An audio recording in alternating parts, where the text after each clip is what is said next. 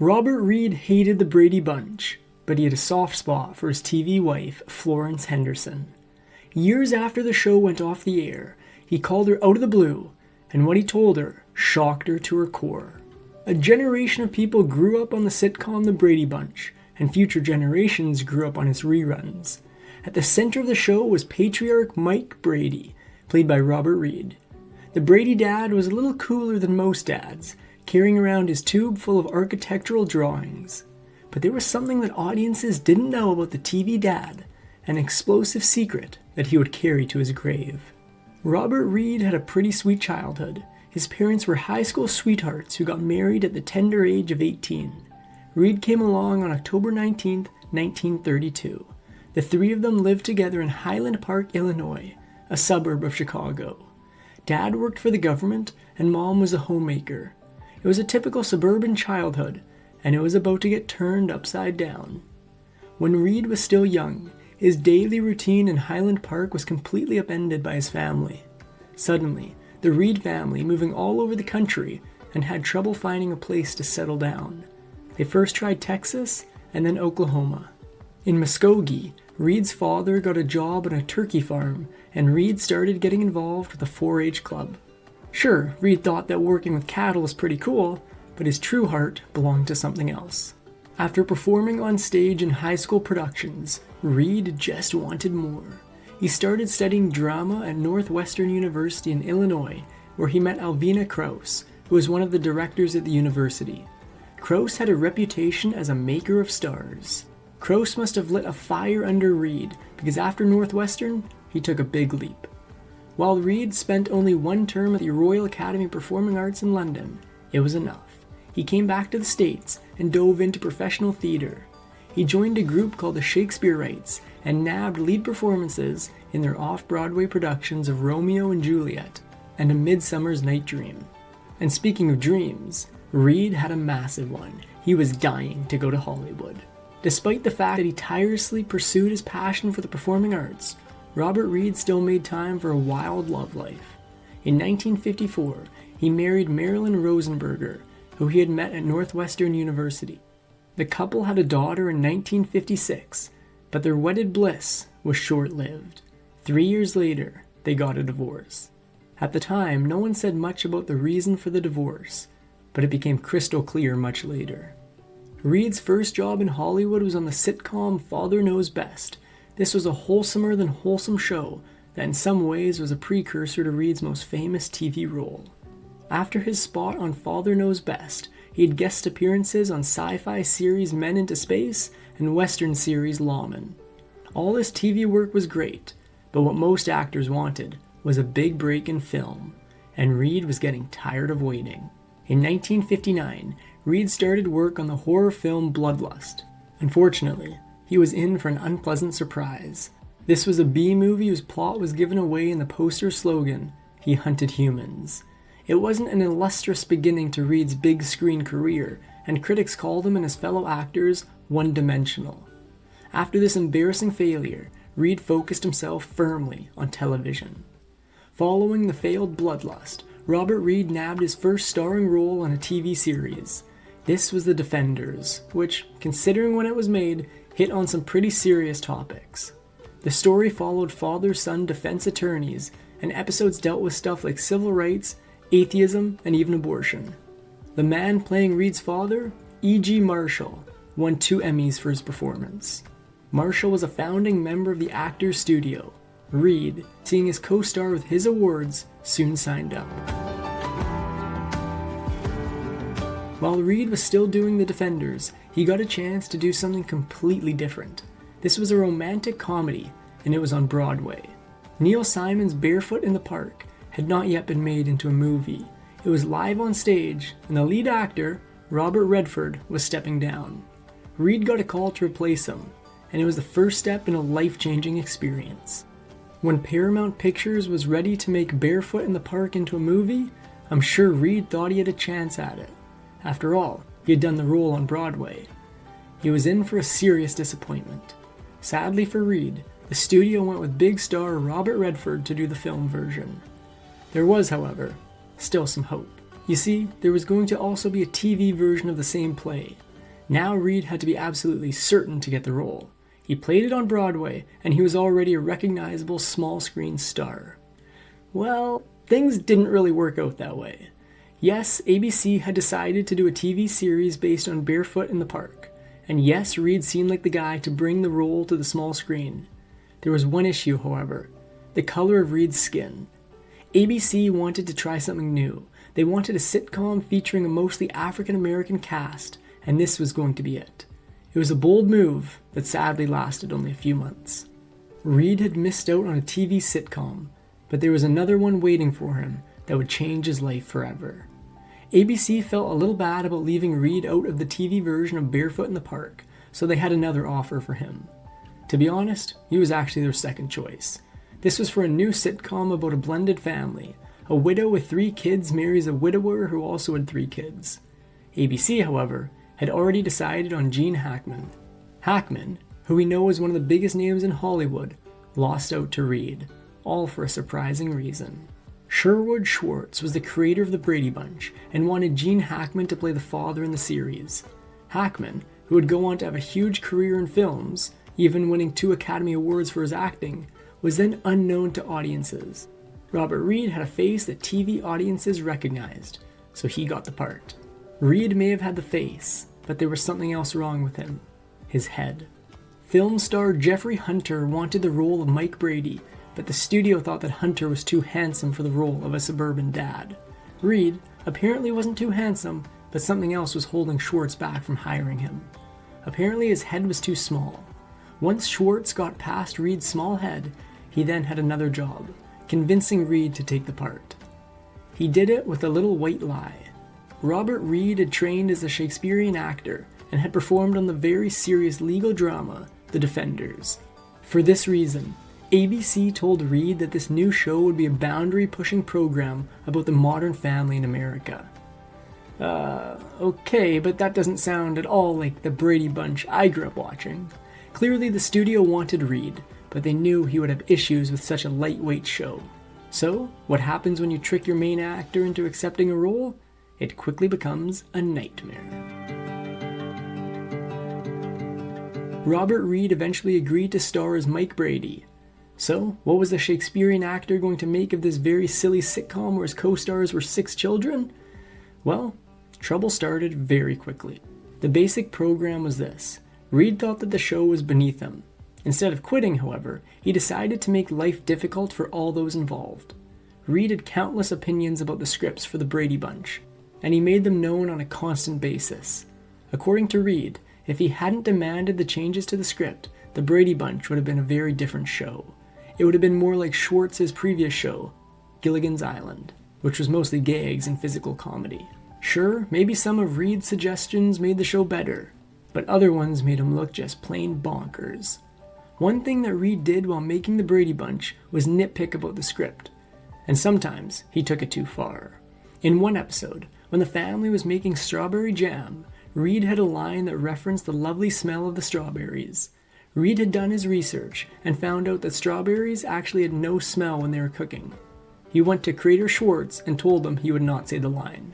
Schwartz, who was likely a very busy man, took Reed down to the set where they were actually cooking strawberries and let Reed have a sniff. Sure enough, it was clear that strawberries did indeed have a smell when cooked. Reed's reaction was bizarre. The smell test didn't matter to Reed. He'd read otherwise and still refused to say the line. They later had to compromise with this line: "I do believe I've died and gone to strawberry heaven." Shakespeare couldn't have written it any better himself. Reed's complaints didn't stop at strawberries. Not at all. In another episode, Reed's on-screen son was selling hair tonic in order to earn a little extra pocket money. Reed found out that the hair tonic little Bobby Brady was selling did not actually have FDA approval. Reed didn't want to send the message that the Brady family didn't care about the public safety. Reed once again sent his objections to Schwartz, who had to deal with one very irate star.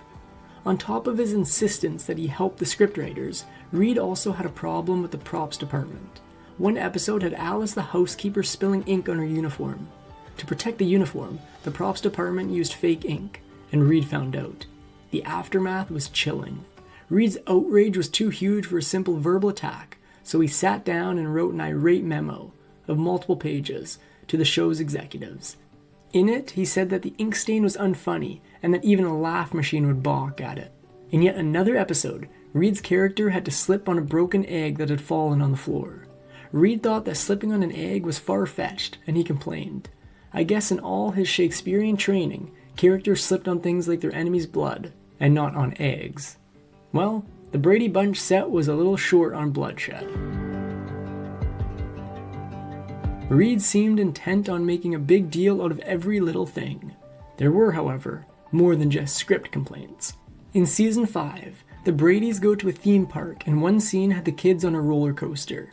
Reed said that he would not allow the kids to film the scene until the crew had tested the safety of the roller coaster. You see, they had attached a camera to the ride so they could record the children's reactions to the roller coaster. This must have seemed just like one more of Reed's annoying complaints, but it wasn't. The crew eventually listened to Reed's advice and did a test run of the roller coaster with its attached camera and without the kids. Sure enough, the worst happened. While the roller coaster did its run, the camera came apart from the roller coaster and landed exactly where the kids would have been sitting. Finally, Reed's belly aching had paid off. This, however, was a small victory. Reed was still miserable working on the Brady Bunch. Robert Reed was clearly unhappy playing Mike Brady on the Brady Bunch, and he coped in a disturbing way. He would often placate himself with a liquid lunch. The problem with a liquid lunch was that he had to perform inebriated right after. Usually the child actors had finished their days early, so they didn't have to see their on-screen dad tipsy and often angry. And what about Reed's relationship with the kids? What was that like? Thankfully, Reed's issues with the show's creator, writers, and props department did not spill over to other actors. In fact, Reed was a sort of father figure to the young stars. One Christmas, he bought all 6 actors Super 8 cameras to encourage them to be creative. He also took all of them to England where he taught them about Shakespeare, whether they wanted to learn or not. Reed was certainly born to be a dad. There was, however, something stopping him from fully embracing that role. Even if Robert Reed was so unhappy about playing the perfect dad, at least he had other options. While appearing on the Brady Bunch, Reed also had a recurring role on tough guy show Mannix. Paramount Pictures was producing both shows, so they didn't mind scheduling around Reed's time. And in case Reed felt homesick for Carol and the kids, they used the Brady house on Mannix as well. Reed was a busy man, and he wanted to get busier. Aside from being a pain in the neck on the set of the Brady Bunch, Reed had other aspirations. He also wanted to direct. In the end, he managed to convince the ABC executives, who likely didn't like Reed at all, to let him direct 4 episodes. The executives probably thought that Reed would complain less if he was behind the camera. Sadly, being in the director's chair did little to improve Reed's attitude. The studio had had enough. It was time to do something. The Brady Bunch ran for only 5 seasons, and Reed's attitude toward the show remained the same. The writers even had to remove Reed from some episodes because he was too difficult to work with. Just before they filmed the season 5 finale, Schwartz reached a breaking point with Reed. He fired Reed on the spot. Schwartz was likely overjoyed. He was finally through with this very problematic actor. Or was he? Reed no longer worked on the Brady Bunch, but he also refused to do something else. Leave. There was no reason for Reed to be on the set while they filmed the final episode of season 5, but he insisted on staying. Apparently the security people offered to remove him, but Schwartz said no, because he didn't want to upset the child actors. When season 5 was a wrap, Schwartz was finally rid of the problematic Reed. Now, with season 6 just around the corner, Schwartz had a new problem. How was he going to explain to fans where Dad was? According to fans of the Brady Bunch, Reed's Mike Brady was the perfect father. They had no idea how hard it was to work with Reed. So, when Schwartz fired Reed, he had to come up with a plan, and what the writers chose was seriously drastic. They wanted to kill off the character. The 6th season was going to find poor Carol Brady as a widow again. She would keep the 6 kids, and they would help her find a new man. The reason that none of this sounds familiar is because ABC decided to cancel the show before the 6th season ever began. Reed was finally through with his role as a perfect father in the Brady Bunch. So, what would he do now? Robert Reed did really want to do more serious work, and he proved this with his post-Brady Bunch career. Well, most of it, Besides appearing on TV fluff like Charlie's Angels and Fantasy Island, Reed did get a chance to show his dramatic flair. He earned great reviews and nominations for his work on 2 miniseries, Roots and Rich Man, Poor Man. It was, however, on TV's Medical Center where he tackled a topic ahead of its time. In a double episode of the hospital drama Medical Center, Reed plays a doctor with a secret. He's transgendered. It was an episode ahead of its time, and Reed received an Emmy for his work. Clearly, Reed was succeeding without the Brady Bunch. So how would he feel if ABC asked him to do it again? Just wait and see. Reed was clearly enjoying being away from Schwartz and the Brady Bunch. He was now able to take the roles he wanted and earn respect as a serious actor. At this time, ABC had an idea for a variety show centered around the Brady family. It would be singing and dancing and some comedic skits. Just 2 years after Reed had finally rid himself of the show he hated so much, ABC wanted him to play Mike Brady once again, but this time in a variety show. In case you've forgotten, Reed had been a Shakespearean actor. Why on earth did the executives at ABC think that Reed would even think for a moment to agree to it? Well, agree he did. As it turned out, Reed really just wanted to sing and dance. Reed may have wanted to sing and dance, but it turned out he could do neither. Florence Henderson said that Reed had 2 left feet. It didn't matter. Reed was now a happy member of the Brady family. At the end of the day, Reed reprised his role as Mike Brady in 5 different shows. In November of 1991, Robert Reed had a dire health scare. Doctors told him he had colon lymphoma, which is a rare type of colon cancer. When his situation became more dire, he called for only 2 people, his real-life daughter Karen and his best friend actor Anne Haney. Reed wasn't one to go big on publicity. He wanted this illness kept quiet, but that didn't quite happen. When Reed's health was really in jeopardy, he did eventually call his TV wife Florence Henderson. He told Henderson about his medical condition and had one request of her, but it was an agonizing one. He wanted her to call the other cast members from the Brady Bunch and tell them the news that he wasn't going to make it. Henderson made the difficult phone calls and then waited to see what happened. Sadly, she didn't have long to wait. On May 12, 1992, just a few weeks after talking to Henderson, Reed succumbed to his illness and passed at Huntington Memorial Hospital. He was 59 years old. Newspapers announced Reed's demise, and they also named the culprit. It had been cancer.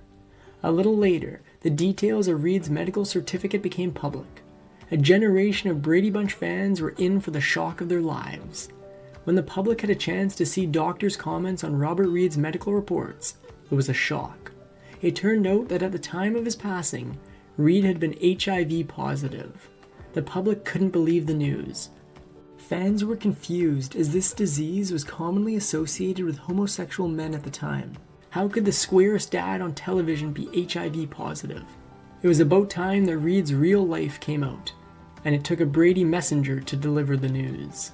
Years later, Florence Henderson finally spoke out about when she and Reed started working together. She said that when she and Reed were supposed to be acting romantically, as any husband and wife would, Reed seemed to shy away. Henderson wasn't used to men not wanting to get close to her, so she asked Reed what the problem was. What he told her wasn't at all what she expected.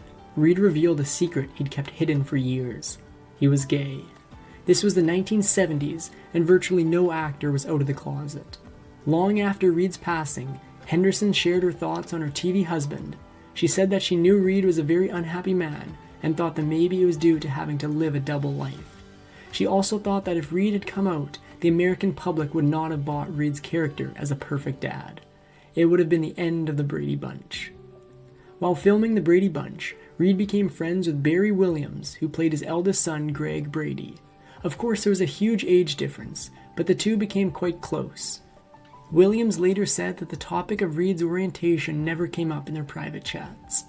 It was clear that Reed had no intention of talking about it at all.